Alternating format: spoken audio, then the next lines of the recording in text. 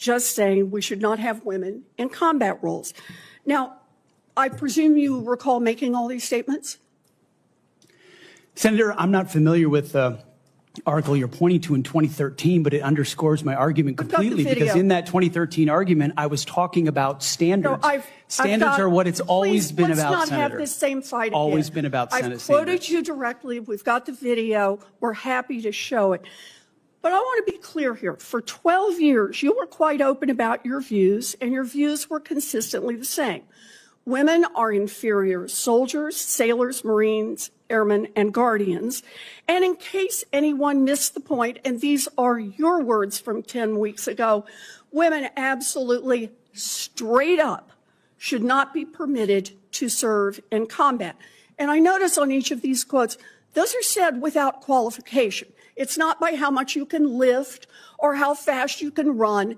They don't belong in combat, period. Or your words, straight up. Hey, Patriots. Welcome back to Liberty Trigger. If you're new here, smash that subscribe button, because we're talking about real American values, not the woke nonsense coming out of Washington. So today, we're reacting to Elizabeth Warren. Yes, that Elizabeth Warren, trying to grill Pete Hegseth over his comments about women in combat. And let me tell you, folks, this is peak Democrat theater. Let's get down to it. And then, on November 9th, 2024, just 32 days after your last public comment saying that women absolutely should not be in combat, you declared that, quote, some of our greatest warriors are women, and you support having them serve in combat. Now, that is a very, very big about face in a very, very short period of time. So help me understand, Mr. Hegseth, what extraordinary event happened in that 32-day period that made you change the core values you had expressed for the preceding 12 years? Senator, again, I very much appreciate you bringing up my comments from 2013, because for me, this issue has always been about standards. And unfortunately, because of some of the people that have been in political power for the last 4 years, priorities other than standards, lethality, and meritocracy have driven decision-making. I'm quoting you from the podcast. Women shouldn't be in combat at all. Where is the reference to standards? That they should be there if they can carry, if they can run? I don't see that at all, Mr. Hegseth. What I see is that there's a 32-day period in which you suddenly have another description about your views of women in the military. And I just want to know, what changed in the 32 days that the song you sang is not the song you come in here today to sing? Senator, the concerns I have, and the concerns that many have had, especially in ground combat units, is that in pursuit of certain percentages or quotas, standards have been changed. And that makes the combat more difficult for everybody involved. Let me make a suggestion about what happened in that 32 days.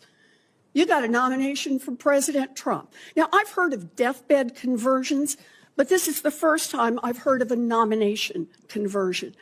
And I hope you understand that many women serving in the military right now might think that if you can convert so rapidly your long-held and aggressively pursued views in just 32 days, that 32 days after you get confirmed, maybe you'll just reverse those views and go back to the old guy who said straight up, women do not belong in combat.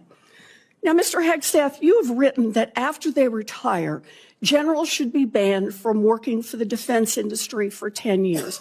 You and I agree on the corrosive effects of the revolving door between the Pentagon and defense contractors. It's something I would have liked to talk to you about if you'd come and been willing to visit with me.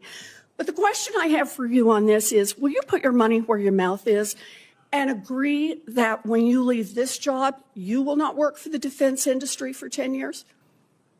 Senator, it's not even a question I've thought about, because it's not one right now. It's not one My motivation for this job I understand has never that. I been just about need what a could yes or no conceivably here. come next. Time is short. I just need a yes or no. I would consult with the president about what the policy should be In at the Defense other Department. words, you're quite sure that every general who serves should not go directly into the defense industry for 10 years. But you're not willing to make that same pledge?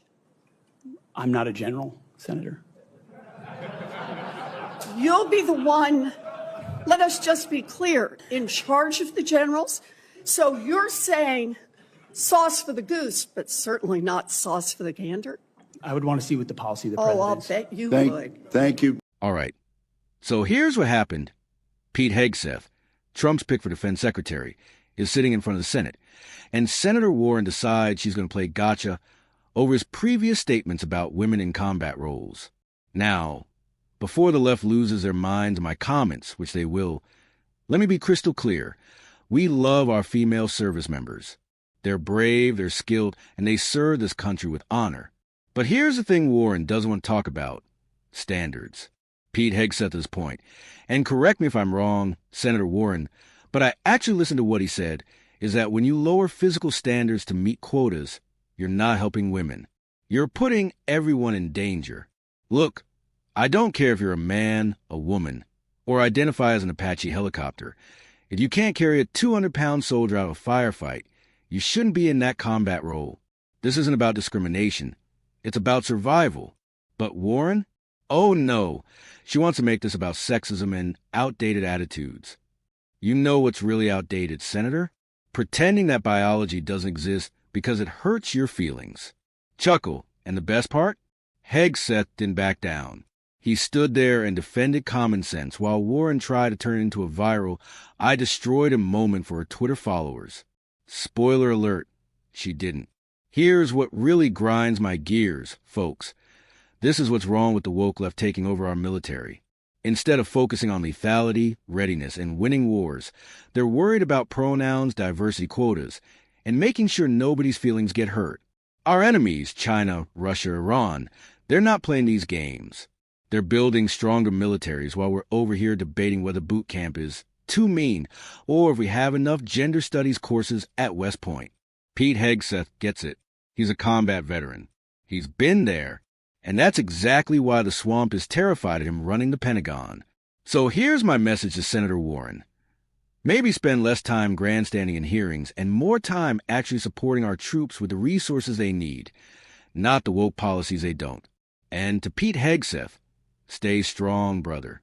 America needs leaders who won't bow to the mob. All right, patriots, what do you think? Did Warren land any punches, or did Hegseth hold a line? Drop your thoughts in the comments below. And if you support putting merit over politics in our military, hit that like button and subscribe. Stay free, stay strong, and God bless America. I'll see you in the next one.